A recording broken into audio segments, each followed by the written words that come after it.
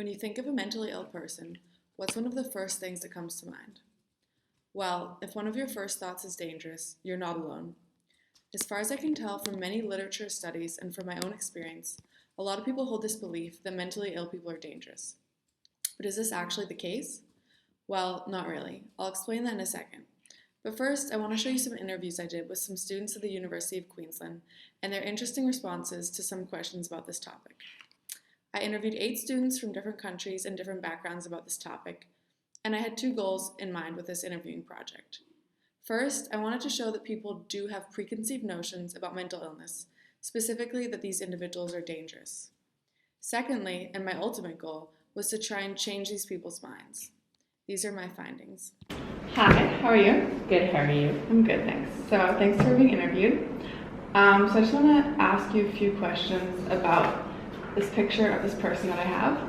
Okay. So I'd like you to describe him to me, like, what do you think his interests are? What might he do for a living? Is he married? Would you trust him? Just a description of him. He looks like he would be maybe a teacher or an engineer, just because of the glasses and the collared shirt. He looks trustworthy enough. He's a white man with glasses. Okay. So I don't know if I would trust him right away because I don't know him. Yeah. And it's also he's a man, so and I'm a woman, so it's kind of hard to. Yeah. He might be married. He looks older, so probably married. Okay. Probably has some kids. I would feel safe being around him. He looks like an overall nice guy. He's pretty work oriented. Okay. And would you feel safe around him, do you think, or? Yeah. I would assume she's not married Okay. because she appears relatively young. I'm just going off of that basis, not really anything else. Seems fairly trustworthy. I think she looks pretty and approachable, so I reckon she'll be a good friend, sociable, and Yeah, I think she looks fairly trustworthy. I don't know what she'd do for a profession, maybe a librarian or something. Okay. I don't know. Okay, well, she's definitely not threatening in any way. Okay, so I'm going to switch it up a little, and what if I told you he's a 52-year-old biology teacher who suffers from bipolar disorder? So would this change how you feel about him? Would you consider him to be more or less dangerous than the average person? How would this affect your initial opinion? I think knowing that wouldn't really change it too much. No.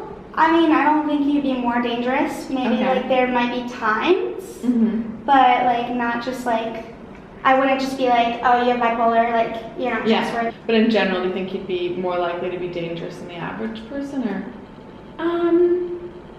Probably slightly, but Just a little? yeah, a little. Depends whether he's on medication. Okay. It would change my perception of her. Okay. In what way? Well, I know that it's not that well understood, but I think that can hallucinate a lot of your life away, so to speak. So I probably would just be a little bit more, what's the word? Kind of keep your distance? Yeah.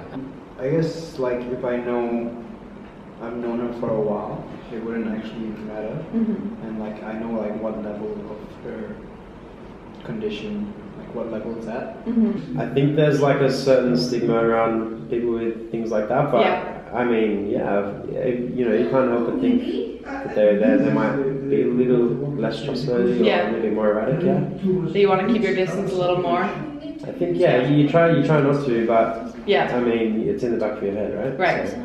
A lot of the public actually do hold this view that mentally ill people are very dangerous. Yeah. And when you look at the statistics, it's not the reality at all. The media blows it way out of proportion and causes people to have these distorted views about mental illness and dangerousness. And so my goal here with this project is to kind of interview people and see what their opinions are, and if they do have this kind of stigmatizing or preconceived notions about this situation, kind of talk to them. And this is the stigmatizing view that's really harmful to people who are mentally ill. Right. So I'm glad you agree with me. And the media has a big role in this because they only portray these instances of mentally ill people when they're so dangerous and commit these terrible acts. Exactly. And people have this distorted view of reality in their mind where they think that the rate of violence among them is a lot higher than it actually is. Yeah. And there's a lot of research that's been done, and it shows that overall the contribution of mentally ill people to general violence rates is extremely low.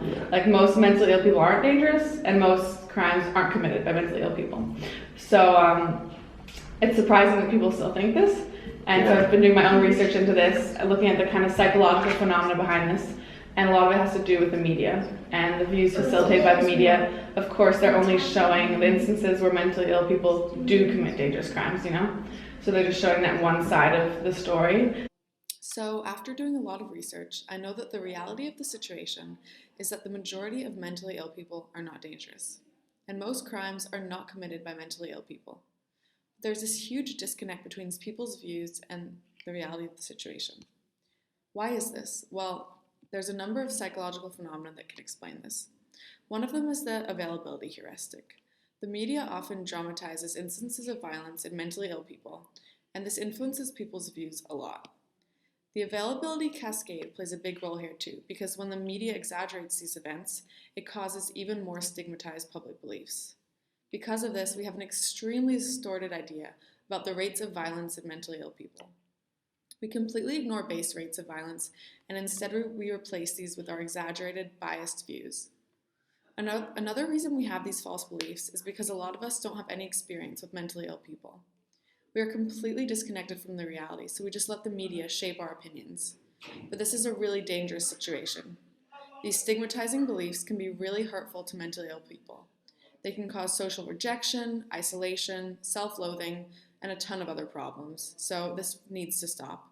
We need to realize that they are no more dangerous than any other stranger we see on the street. Help end the stigma.